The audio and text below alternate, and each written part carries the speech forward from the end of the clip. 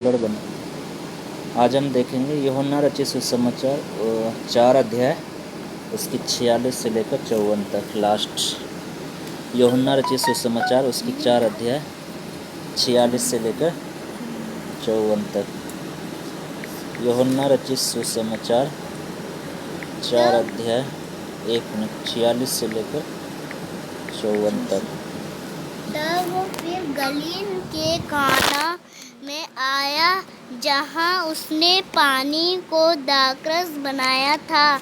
वहाँ राजा का एक कर्मचारी था जिसका पुत्र कफरनहूम में बीमार था। वह यह सुनकर कि यीशु यहूदियों से गलील में आ गया है, उसके पास गया और उससे विनती करने लगा कि चलकर मेरे पुत्र को चंगा कर दे, क्योंकि वह मरने पर था। यीशु ने उससे कहा, जब तक तुम चिन्ह और अद्भुत काम न देखोगे तब तक कदापि विश्वास न करोगे। राजा के कर्मचारी ने उससे कहा, हे प्रभु, मेरे बालक की मृत्यु होने से पहले चल। यीशु ने उससे कहा, जा, तेरा पुत्र जीवित है। उस मनुष्य ने यीशु की कही हुई बात की प्रतीति की और चला गया।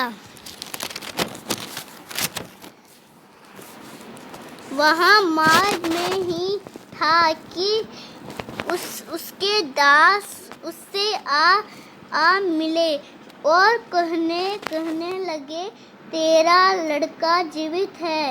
उसने उनसे पूछा, किस घड़ी वो अच्छा होने लगा? उन्होंने उससे कहा, कल 7वें घंटे में उसका जबर उतर गया। तब पिता जान गया कि यह उसी घड़ी हुआ जिस घड़ी यीशु ने उससे कहा, तेरा पुत्र जीवित है। और उसके सारे घराने ने विश्वास किया। यह दूसरा आश्चर्यक्रम था जो यीशु ने यहूदिया से गलील में आकर दिखाया। यहाँ पे प्रभु यीशु मसीह सामरी स्त्री से मिलने के बाद यहाँ पे लिखा हुआ है कि उसके बाद वो निकल कर गलील को गया और गलील से ये कहाँ पे आया? फिर गलील के काना में आया। यहाँ प्रभु यीशु मसीह काना में है और 46 आयत में लिखता है कि तब वह फिर गलील के काना में आया जहाँ उसे पानी को दाखरस बनाया था। वहाँ राजा का एक कर्मचारी था जिसका पुत्र कफरनहूम में बीमार था। वह यह सुनकर कि यीशु यहूदिया से गलील में आया, उसके पास गया और उससे विनती करने लगा, चलकर मेरे पुत्र को चंगा कर दे, क्योंकि वह मरने पर था। यहाँ पे हम देखेंगे 3 बातों को हम आज देखेंगे। पहला बात हम देखेंगे निराश पिता, दूसरा बात हम देखेंगे प्रवाह करने वाला उद्धारकर्ता, तीसरा बात हम देखेंगे विश्वास की रात। यहाँ पे हम पहला चीज़ जो हम देखेंगे वो है निराश पिता। यूहन्ना रचित सुसमाचार उसकी 4 अध्याय उसकी 46 और 47 आयत में हम देखेंगे निराश पिता के बारे में। 46 आयत में हम 46 और 47 आयत हमने पढ़ा। यहाँ पे एक ऐसे पिता की कहानी है जो एक राजा का कर्मचारी है और वो राजा कोई और नहीं बल्कि हेरोदेस था। हेरोदेस राजा के अंडर ये काम करता था, ऐसा पता चलता था उस समय के जब हम हिस्ट्री निकालेंगे तो ये राजा का कर्मचारी था जो हेरोदेस राजा के अंडर काम करता था। ये कोई साधारण व्यक्ति नहीं था, उसके पास काम करता था और उसका पुत्र बीमार था। और वो जब सुना कि यीशु यहूदिया से गलील में आ गया है, उसके पास गया और उससे विनती करने लगा कि चलकर मेरे पुत्र को चंगा कर दे, क्योंकि वो मरने पर था। तो यहाँ पे हम देख सकते हैं कि एक ऐसे पिता निराश, मतलब उसके पास पैसा है, धन है, दौलत है, सब कुछ है, लेकिन वो पैसा, वो धन, वो दौलत, वो राजा के अंडर जो काम करता था, वो रुतबा उनके बच्चे का इलाज नहीं कर सका। कहीं ना कहीं ये लोग पहले डॉक्टरों को दिखाए होंगे, क्योंकि ये अच्छे खासे का आदमी थे, राजा के अंडर काम करते, राजा हेरोदेस के अंदर। ये व्यक्ति पैसे वाला होगा और ये इसने बहुत वैद्यों को दिखाया होगा, उस समय बहुत लोगों को दिखाया होगा, लेकिन इसका बच्चा चंगा नहीं हो पाया, और वो पैसा, वो रुतबा कुछ काम का नहीं है, और इसलिए ये निराश हो गया। और आज के दिन में हम देखते हैं कि लोगों के पास पैसे है, सब कुछ है, लेकिन उस बीमारी का इलाज नहीं आज के दिन में जो हम देख रहे हैं प्रेजेंट टाइम पे। और वो पैसा, वो रुतबा, वो बड़े से बड़े अधिकारी हो, वो कुछ भी काम का आज नहीं है। सब के सब उसके सामने घुटने टेक दिए हैं और अपने घरों में जाके बैठ गए हैं, और उसका कोई चारा नहीं है दूसरा। उसी तरह ये पिता अपने पुत्र की, यानी एक ऐसा सिचुएशन आ गया कि इनका बेटा मरने पर है, अगर यीशु मसीह इसकी मदद नहीं करेगा तो इनका बेटा मर जाएगा। यहाँ पर क्या लिखा है कि 47 में लिखा हुआ, यह सुनकर कि यीशु यहूदिया के गलील से आ गया, उसके पास गया और उससे विनती करने लगा, चलकर मेरे पुत्र को चंगा कर दे, क्योंकि वो मरने पर था। क्या है? वो मरने पर था। एक समय ये बाप ऐसा होगा कि मुझे लग रहा है कि हेरोदेस राजा ने ही हम देखते हैं कि प्रभु यीशु मसीह को क्रूस पे चढ़ाया होगा। तो एक समय ये व्यक्ति भी प्रभु यीशु मसीह की कहीं ना कहीं मृत्यु चाहता होगा, कहीं ना कहीं ये भी उसके वो चाहता होगा कि यीशु को पकड़ कर मारा जाए, क्योंकि ये लोग, बहुत सारे लोग इनके आश्चर्यक्रम को देखकर इनके पीछे हो लिए। लेकिन अब ये सब चीज़ें, वो पॉलिटिकल जो बात है, जो वो राजनीति वाली बात है, वो सब भुला के एक बच्चे के लिए, जो उसका ये कोई एक राजनीतिक व्यक्ति उसके पास नहीं आया है, कोई रुतबा वाला व्यक्ति नहीं पाया, एक लाचार बाप अपने बेटे की मौत से बचाने के लिए, वो भीख मांगने के लिए प्रभु यीशु मसीह के पास आया, क्योंकि उनको पता था कोई वैद्य, कोई डॉक्टर अभी तक मेरे बेटे को चंगा नहीं कर पाया, सारा पैसा मैं खर्च कर दिया, लेकिन एक आशा, एक उम्मीद इनको बचा था कि यीशु उसे चंगा कर सकता है। जैसे ही इसको पता चला कि यीशु यहूदिया के गलील से काना में आया है,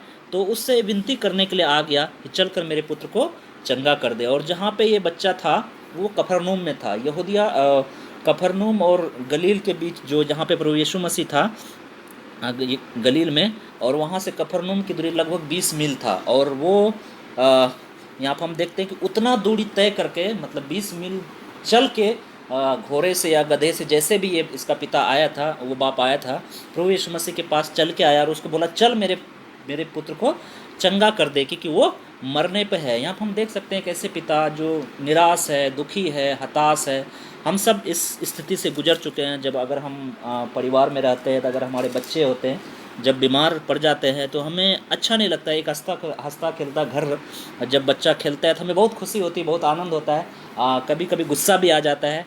तो वही बच्चा अगर वो खेलते कूदते रहे, अच्छा खासा रहे, वो बीमार पड़ जाए और वो उसके मुंह से कोई बोली ना निकले, हमेशा सोते रहे, और उसको डॉक्टर के पास ले जाएं, जैसा ग्रेसी के साथ हुआ था एक बार।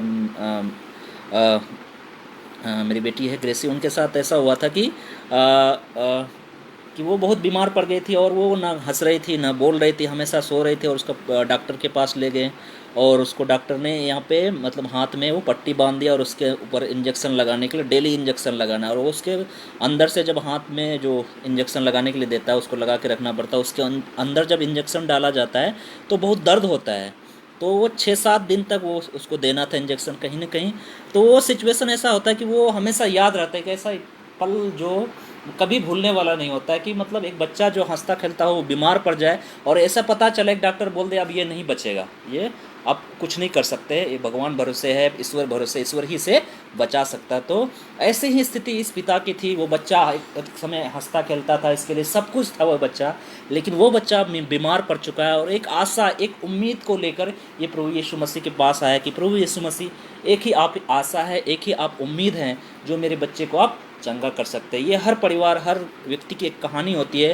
आप अपने बच्चों से कितना प्यार करते हैं, जब आप वो हंसते खेलते देखते हैं बहुत अच्छा लगता है। जब वही बच्चा जब बीमार पड़ जाता है, आपको ना खाना अच्छा लगता है, ना आपको सोना अच्छा लगता है, दिन रात उसी बच्चे की चिंता सताया जा सकती है। और एक माँ बाप अपने बच्चे को सही करने के लिए कुछ भी कर सकते हैं। यहाँ पर वही इस व्यक्ति के बारे में हम देख सकते हैं, ये अपना औहदा, अपना रुतबा, अपना सब कुछ छोड़कर यीशु के चरणों में आ गया, भीख मांग रहा है प्रभु यीशु मसीह से, चल कर मेरे बच्चे को चंगा कर दे। ये एक निराश पिता की कहानी है। वो निराशा उसके जीवन में भरा पड़ा है और वो प्रभु यीशु मसीह के पास आके बोलता है, 46 आयत में लिखा है, तब वह फिर गलील के काना में आया जहाँ उसने अपने पानी को दाखरस बनाया था। इससे पहले पहला आश्चर्य कर्म इसी काना में किया था प्रभु यीशु मसीह ने, जो पहला आश्चर्य कर्म पानी को दाखरस बनाया था। वहाँ राजा का एक कर्मचारी था जिसका पुत्र कफरनूम में बीमार था। यहाँ पर हम देख सकते हैं कहाँ पे बीमार था, कफरनूम में बीमार था। और प्रभु यीशु मसीह कहाँ पे है, काना के गलील के काना नगर में है।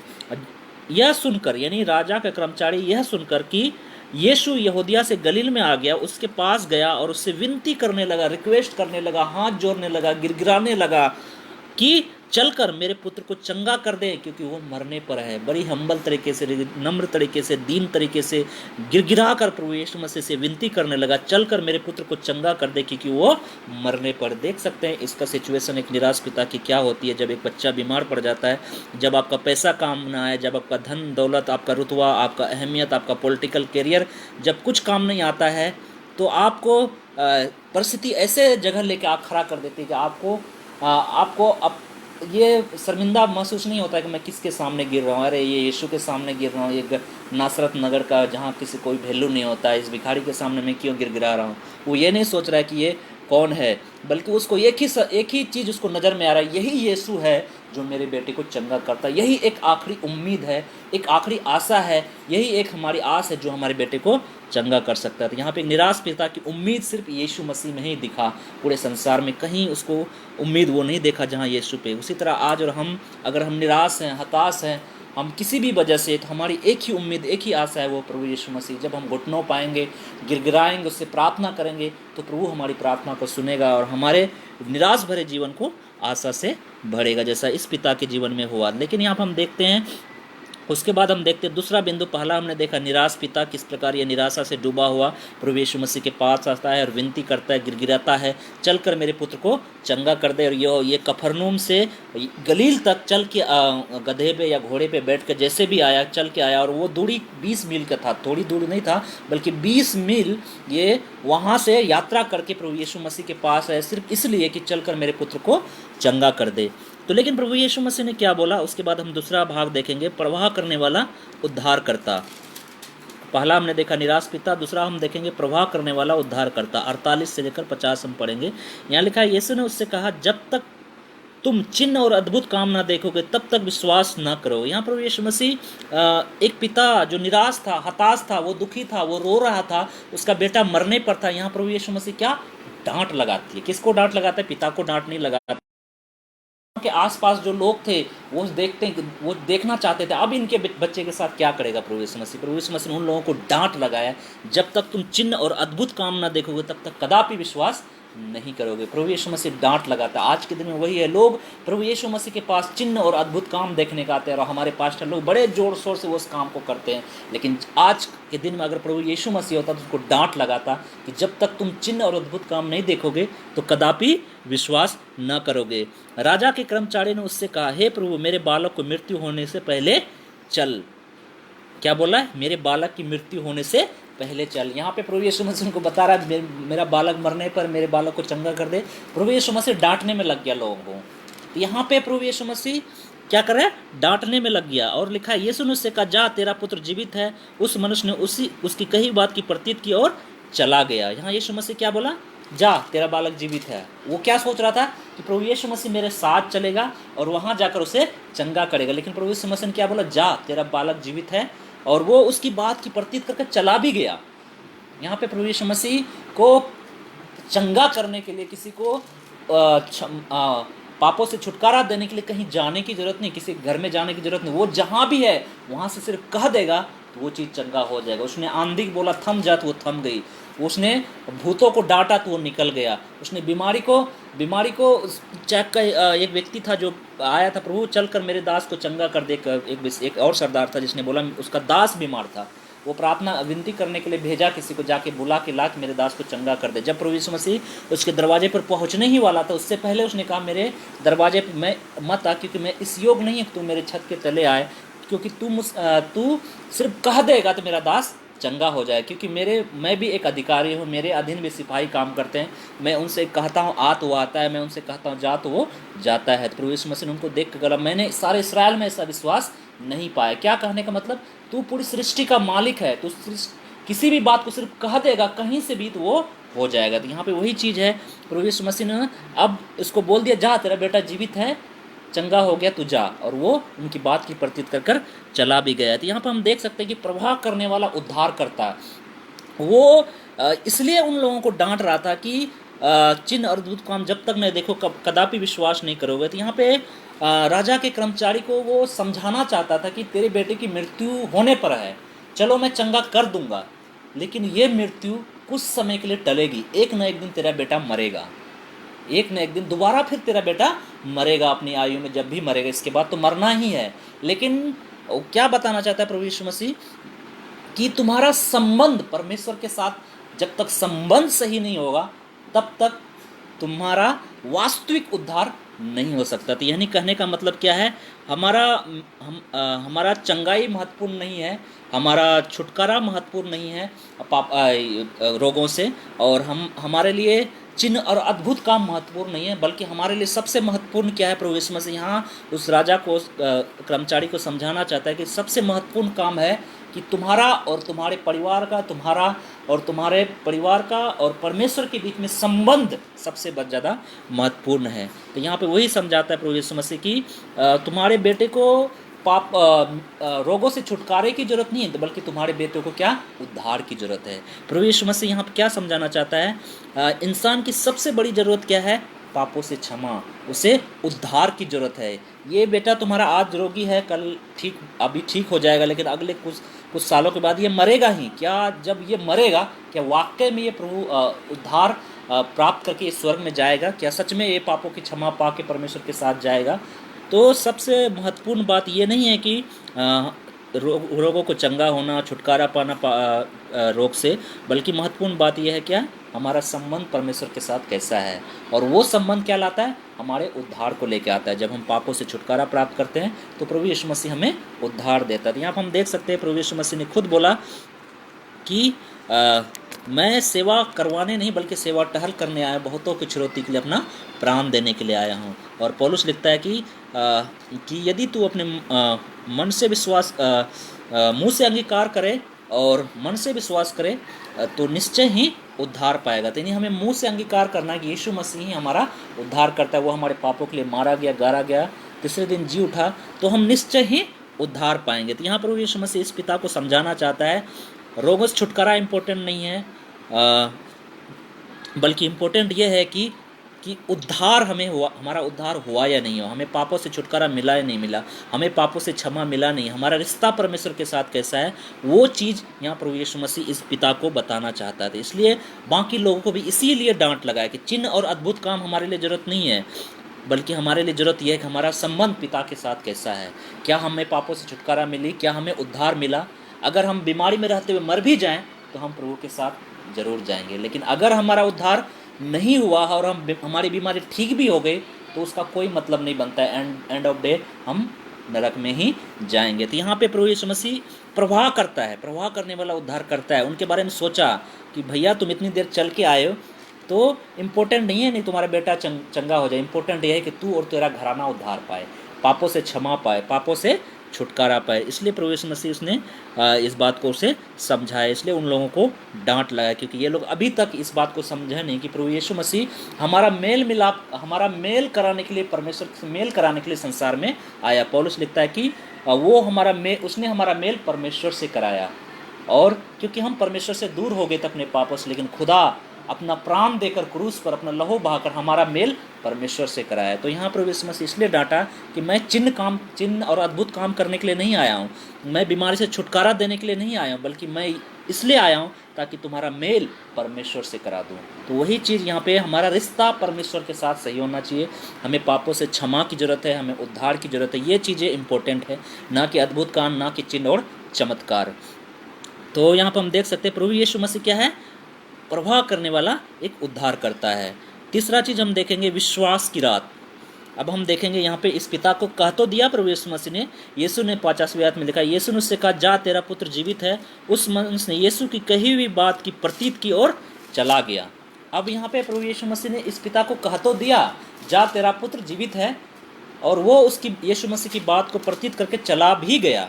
लेकिन अब एक इंसान होते हुए हमारे मन में एक संदेह तो आएगा, एक कि क्या सचमुच मेरा पिता जीवित हो गया? तो हमें आंखों से देखने लालसा होती कि मैं देखूं कि सच में वो चंगा हो गया नहीं। वही इस पिता के साथ हुआ भी होगा।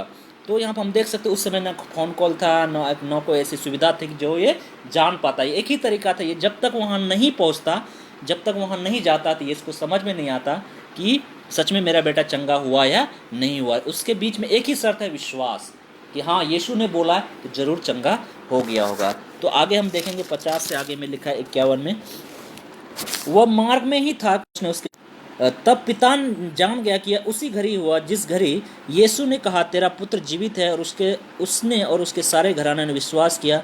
यह दूसरा आश्चर्य कर्म था जो यीशु ने यहूदिया से गलील में दिखाया। अब हम देखते हैं कि प्रभु यीशु मसीह ने उसको बोला, जा तेरा पुत्र जीवित है। वो सुनकर उसकी प्रभु यीशु मसीह की बात को प्रतीत कर कर चला गया। कोई क्वेश्चन नहीं किया कि कैसे मैं जानूं कि मेरा पुत्र जीवित है, कुछ तो चिन्ह दिखा, अद्भुत काम दिखा। उसने ये नहीं बोला, क्योंकि इनके बोलने से पहले प्रभु यीशु मसीह ने उन लोगों, बाकी जो लोग थे, उनको डांट लगा दी, चिन्ह और अद्भुत काम नहीं देखोगे तब तक विश्वास नहीं करोगे। इसलिए मुझे लगता है कि ये पिता ने पूछा नहीं, प्रभु यीशु मसीह कोई चिन्ह बता दे, कैसे मैं पता करूँ कि मेरा पुत्र जीवित है। नहीं पूछा इसने, क्योंकि प्रभु यीशु मसीह ने उससे पहले डांट लगा दी थी।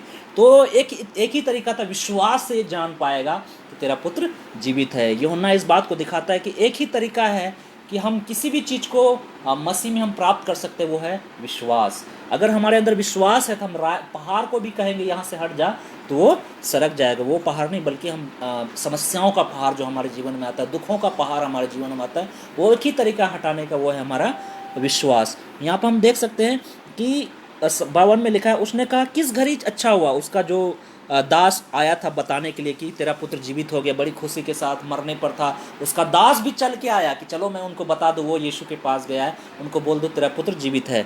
तो उसका दास आया, उससे पूछा किस घड़ी हुआ? तो उसने बोला कल 7वें घंटे में उसका ज्वर उतर गया। यानी प्रभु यीशु मसीह कल बोला था, यानी रात भर वो घर नहीं गया था। यानी कहने का मतलब कफरनहूम से काना मतलब 20 मील की दूरी पर था, और किसी कारणवश वो रात को घर नहीं जा पाया। अब सोचो, विश्वास की रात, इसलिए तीसरा बिंदु है हमारा विश्वास की रात। वो रात भर कैसे गुजारा होगा? उसके मनों में नाना प्रकार के संदेह आया होगा, निराशा आया होगा, शैतान उसके मनों में नाना प्रकार की बातें डाला होगा। अरे क्या तू यीशु की बात पे विश्वास करता है? वो तो ऐसे सबको बकते रहता है। तो उसने बोल दिया तू मान ले जीवित है, लेकिन उसने उस संदेह से लड़ाई की होगी, उसके मन में निराशा होगी, इस निराशा से भी लड़ाई की होगी, और उसके मन में उसने एक ही बात को अपने मन में ठान लिया, नहीं यीशु ने बोला है तो जरूर मेरा पुत्र चंगा हुआ है, और इसमें कोई दो राय नहीं है। उसने रात भर उस विश्वास से संघर्ष किया, उस संदेह से संघर्ष किया, उस निराशा से संघर्ष किया, और हम सब के जीवन में वो रात आती है। इसलिए प्रतिज्ञा तथा उसके पूरे होने के बीच में रात को हमें झेलना होता है। जो हमारे प्रतिज्ञा प्रभु यीशु मसीह ने हमारे लिए की है कि मैं तुम्हारे लिए स्वर्ग में जगह तैयार करने के लिए जाता हूँ, जहाँ मैं रहूँ वहाँ तू भी मेरे साथ रहेगा, और जो बातें आँखों ने नहीं देखी, जो बातें कानों ने सुनी, जो बातें मनुष्य के चित्त में नहीं समाई, वो बातें परमेश्वर अपने प्रेम करने वालों के लिए तैयार करके रखेगी। लेकिन इस बीच में क्या है, हम रात में, उस रात को हमें झेलना पड़ेगा उस प्रतिज्ञा को देखने के लिए। जैसा इस पिता को वो रात भर निराशा से लड़ाई करना पड़ा, संदेह से लड़ाई करना पड़ा, शैतान की युक्तियों से लड़ाई करना पड़ा, और वो रात भर विश्वास की लड़ाई लड़ता रहा, और सुबह होते ही उस विश्वास की विजय का कहानी उसको मिला, जा सच में तेरा पुत्र जीवित हो गया। उस दास ने बताया कि कल 7वें घंटे उसका ज्वर उतर गया था। यहाँ पर हम देख सकते हैं कि विश्वास की रात थी वो, और रात भर वो संदेहों से, निराशा से, हताशा से वो लड़ता रहा, और उसके मन कहीं ना कहीं एक अंदर से संदेह भी आता होगा, लेकिन वो संदेह से भी लड़ाई करते रहा, और विश्वास में वो रात भर बना रहा, और वो विश्वास की परीक्षा में सफल भी हुआ। तो इसलिए हम देख सकते हैं, हमें भी प्रतिज्ञा मिली कि स्वर्ग में तुम्हें भवन मिलेगा, ऐसा भवन जो हाथों से बनाए नहीं, लेकिन हमने देखा नहीं। लेकिन हम उस रात को झेल रहे हैं, उस दिन को हम, मतलब हमारे जीवन में वो रात है, और उस रात उस बीच में शैतान नाना प्रकार की बातें हमारे मन में लाएगा, अरे कोई बात नहीं, यीशु थोड़ा दोबारा से बोल दिया, जैसे बादलों उठा लिया गया वैसे दोबारा आज तक देखो 2020 साल बीत गया, कहाँ आया यीशु। तो वो संदेह शैतान हमारे मनों में लाएगा, वो बातें शैतान हमारे मनों में लाएगा ताकि हमारे विश्वास को गिरा सके। यहाँ पे भी इस बाप के विश्वास को गिराने की शैतान ने नाना प्रकार की कोशिश की होगी रात भर, लेकिन ये बाप विश्वास में गिरा नहीं बल्कि विश्वास में अटल रहा। और उसी तरह शैतान हम जब इस संसार में चलते हैं, उस प्रतिज्ञा तथा उसके पूरा होने के बीच में जो रात हमें झेलना पड़ेगा, उस रात में शैतान हमें सताएगा, शैतान हमारे विश्वास को गिराएगा, हमारे जीवन में निराशा आएगी, हताशा आएगी, दुख आएगा, सताव आएगा, क्लेश आएगा, ये सब चीज़ें हमारे विश्वास को डगमगाने की कोशिश करेगा। लेकिन हमें क्या करना है? इनसे लड़ना है और हमें विश्वास में स्थिर रहना है, हमें विश्वास में बने रहना। यही यूहन्ना हमें सिखाता है कि हमें उस रात को झेलना होगा, तभी हम वो प्रतिज्ञा जो प्रभु ने हमारे लिए की है वो हमें मिलेगा। और ये पिता रात भर निराशा से, हताशा से, शैतान के संदेहों से लड़ता रहा और विश्वास पे विजय पाकर सुबह जब वो अपने घर पहुंचने ही वाला था, और यहाँ पे लिखा है 51 आयत में, जब वो मार्ग में ही था उसके दास उससे आ मिले और कहने लगे तेरा लड़का जीवित है। उसने उससे पूछा किस घड़ी अच्छा होने लगा? उसने कहा कल 7वें घंटे उसका ज्वर उतर गया। क्या? कल 7वें घंटे उसका ज्वर उतर गया। रात भर ये विश्वास के संदेहों से, निराशा से, हताशा से लड़ता रहा, विश्वास में मजबूत रहा, और सुबह होते ही उस विश्वास की विजय की खबर उसे मिला, तेरा लड़का जीवित है। बल्कि वो उसी घड़ी जीवित हो गया था जब प्रभु यीशु मसीह ने बोला था जा तेरा पुत्र जीवित है। लेकिन इनको पता नहीं था कि सच में हुआ या नहीं हुआ। वो कब खबर मिली? अगले सुबह उसको खबर मिली कि तेरा लड़का जीवित है। और 53 आयत में लिखा, तब पिता जान गया यह उसी घड़ी हुआ जिस घड़ी यीशु ने उससे कहा तेरा पुत्र जीवित है, और उसने और उसके सारे घराने ने विश्वास किया। यहाँ प्रभु यीशु मसीह यही चीज़ों को उनको बताना चाहता था कि ये जरूरी नहीं कि तेरा पुत्र चंगा हो जाए, ये जरूरी नहीं है कि तू रोगों से छुटकारा पाए, चिन्ह और चमत्कार तुम देखे, बल्कि ये जरूरी है तुम्हारा संबंध परमेश्वर के साथ कैसा है, तुम उद्धार पाए हो नहीं पाए हो, पापों से क्षमा पाए हो नहीं पाए हो। ये चीज़ें इंपॉर्टेंट है हमारे जीवन में। तो सबसे जो इम्पोर्टेंट महत्वपूर्ण बात है, हमारा संबंध पिता के साथ हुआ या नहीं हुआ, सही है या नहीं है, हमें पापों से छुटकारा मिला या नहीं मिला, हमारा उद्धार हुआ या नहीं हुआ। ये चीज़ प्रभु यीशु मसीह इनको समझाना चाहता है। वही वो उन लोग उसने समझा, उसने कहीं ना कहीं इस बात को समझा, और उसके सारे घरानों ने विश्वास किया प्रभु यीशु मसीह में। उसने ही नहीं बल्कि पूरे घरानों ने। उसने जाके बताया होगा, मैं यीशु के पास गया, मैंने उससे विनती की, उससे प्रार्थना की, और उसने बोला जा तेरा बेटा जीवित है। उसने घर वालों को बताया होगा। जो 7वें घंटे ज्वर उतरा, उसी समय उसी सेकंड, उसी मिनट प्रभु यीशु मसीह ने बोला तेरा लड़का जीवित है, और उसी समय चंगा हो गया। यानी प्रभु यीशु मसीह को 20 मील चल के जाने की जरूरत नहीं थी उसका बेटा चंगा हो, बल्कि जहाँ था वहीं से उसने बोल दिया जा तेरा बेटा चंगा हो गया। प्रभु यीशु मसीह ने उनके बेटे को देखा भी नहीं था, बल्कि उसने वहीं से बोल दिया तो वो चंगा हो गया, और उसका बेटा उसी घड़ी चंगा हो गया। और ये सबसे दूसरा आश्चर्य कर्म इसलिए है क्योंकि यहाँ पे हम देखते हैं कि विश्वास की लड़ाई इस पिता ने रात भर लड़ा और विश्वास में विजय हुआ। और उस विश्वास का परिणाम ये हुआ, उसका बेटा ही सिर्फ चंगा नहीं हुआ, बल्कि इसके घर में एक आत्मिक उद्धार आया। इस सारे घराने ने विश्वास किया। और दूसरा आश्चर्य कर्म जो यीशु ने यहूदिया और गलील में आकर दिखाया, यह दूसरा आश्चर्य कर्म था जो यीशु ने यहूदिया के गलील में दिखाया। तो यहाँ पर हम देख सकते हैं कि प्रभु यीशु मसीह यहाँ पे यूहन्ना यहाँ पे सिखाना चाहता है 3 बातों को। पहला हमने देखा था निराश पिता की कहानी, और उसके बाद प्रवाह करने वाला उद्धारकर्ता, और विश्वास की रात। तो यहाँ पे हम सारांश ये है इस कहानी का, हम देख सकते हैं यहाँ पे यूहन्ना रचित सुसमाचार 4 अध्याय उसकी 46 से लेकर 54 तक। तो यहाँ पे हम सारांश ये है कि प्रभु यीशु मसीह के 3 चेहरे को हम देख सकते हैं यहाँ पे। सबसे जो पहला चेहरा है वो है सच्चाई का चेहरा। सच्चाई का चेहरा ये है कि प्रभु यीशु मसीह यहाँ पे सबसे महत्वपूर्ण बात बताए कि दुख से हमारा छुटकारा सबसे महत्वपूर्ण बात नहीं है। दुख से हमारा छुटकारा सबसे महत्वपूर्ण बात नहीं है, बल्कि सबसे महत्वपूर्ण बात है हमारा संबंध परमेश्वर के साथ होना चाहिए, सही होना चाहिए, और हमारे आत्मा का उद्धार सबसे महत्वपूर्ण है। तो उसने सच्चाई बताई इस पिता को कि सच्चाई ये है कि सच्चाई का चेहरा जब हम यीशु मसीह को देखेंगे, उस पिता ने देखा कि उसने बताया राजा कर्मचारी को कहीं ना कहीं वो उसको देखना चाहिए कि प्रभु यीशु मसीह के चेहरे पर कि सच्चाई ये नहीं कि हमें दुखों से छुटकारे की ज़रूरत है, सच्चाई ये नहीं है कि हमें रोगों से छुटकारे की ज़रूरत है, बल्कि सच्चाई ये है कि हमारा संबंध परमेश्वर के साथ सही है या नहीं है। सच्चाई ये है कि हमारा आत्मा का उद्धार हुआ या नहीं हुआ। दूसरा चेहरा प्रभु यीशु मसीह के यहाँ पर हम देख सकते हैं, दया का चेहरा। हम देख सकते हैं कि प्रभु यीशु मसीह ने उसके पुत्र पर दया की, और हम देखते हैं कि प्रभु यीशु मसीह जब संसार में आया हम सब के ऊपर दया की। बाइबल बताते हैं यूहन्ना 1:12 में इस बात को लिखा है, 1:11 या 12 में लिखा है कि वचन देहधारी हुआ और हमारे बीच में डेरा किया, हमने उसकी ऐसी महिमा देखी जैसा पिता के एकलौते की महिमा। अगर उसने दया नहीं किया होता हम पर, शायद वो हमारे बीच में नहीं आता, हमारे बीच में डेरा नहीं करता, क्योंकि हम इतने पापी थे कि वो हमें देख नहीं सकता था, वो हमारे गुनाहों को माफ़ नहीं कर सकता, लेकिन फिर भी परमेश्वर ने हम जैसे पापियों पर दया की। तो दूसरा चेहरा हम यीशु मसीह को इस कहानी पे ये देखते हैं, उसका दया के चेहरा को देख सकते हैं।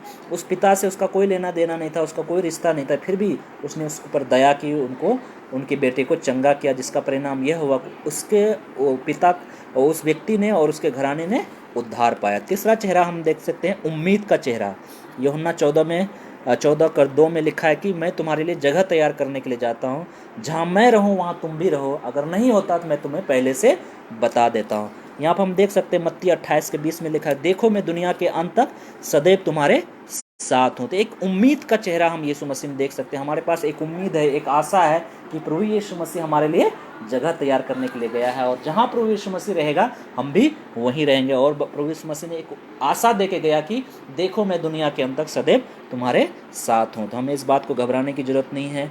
जब हम निराशा में होते हैं, हताशा में होते हैं, प्रभु यीशु मसीह हमें एक सच्चाई की तरफ लेके चलना चाहता है। सच्चाई ये है कि हमारा संबंध परमेश्वर के साथ सही हो, हमारे आत्मा का उद्धार इम्पोर्टेंट है, हमें पापों की क्षमा इम्पोर्टेंट है। दूसरा, प्रभु यीशु मसीह हम सब के ऊपर दया करता है और आने वाले दिनों में करता भी रहेगा, क्योंकि लिखा है कि परमेश्वर की करुणा हर भोर नहीं होती जाती है। तीसरा, हम देखते हैं कि हमारे लिए एक ही उम्मीद है, एक ही आशा है, वो है प्रभु यीशु मसीह। और दूसरा कोई उम्मीद, कोई आशा हमें दिखाई नहीं देता, हमें नज़र नहीं आता। जैसा इस पिता को कोई आशा उम्मीद नज़र नहीं आया सिवाय प्रभु यीशु मसीह के। आइए हम अपने आँखों को बंद करेंगे, सरों को झुकाएंगे। हे हमारे दयालु परमेश्वर, स्वर्ग और पृथ्वी के मालिक, धन्यवाद देते हैं इस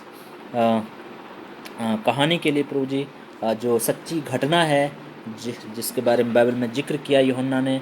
और यूहन्ना ने इस कहानी के द्वारा हमारा विश्वास प्रभु यीशु मसीह पर हो, इस बात में हमें बताया। हमारा उम्मीद प्रभु यीशु मसीह पर टिका हुआ है, और हम दया के लिए कहीं और नहीं ताक सकते सिवाय प्रभु यीशु मसीह, क्योंकि वो दया का धनी है। लिखा है, भजनकार लिखता है, हमारा पिता एक बात में सबसे ज़्यादा धनी है, वो है दया का धनी। सच में परमेश्वर हर भोर हमारे ऊपर करुणा करता है, वो सच में दया का धनी है, वो दयालु परमेश्वर है, करुणा में परमेश्वर है, और वो सच्चाई का भी परमेश्वर है। वो किसी को सच्चाई से विमुख नहीं रखना चाहता है, बल्कि वो चाहता है कि लोग सच्चाई को जाने। सच्चाई ये है कि मार्ग, सच्चाई और जीवन खुद प्रभु यीशु मसीह है। उनके द्वारा कोई पिता के पास, उनके बिना कोई पिता के पास नहीं पहुंच सकता। प्रभु धन्यवाद इन वचनों के लिए प्रभु जी। जब हम यूहन्ना 4:46 से लेकर 54 तक जब हम पढ़ते हैं, इसको और अधिक मनन कर सके, अध्ययन कर सके, और अधिक हम जानने वाला बन सके।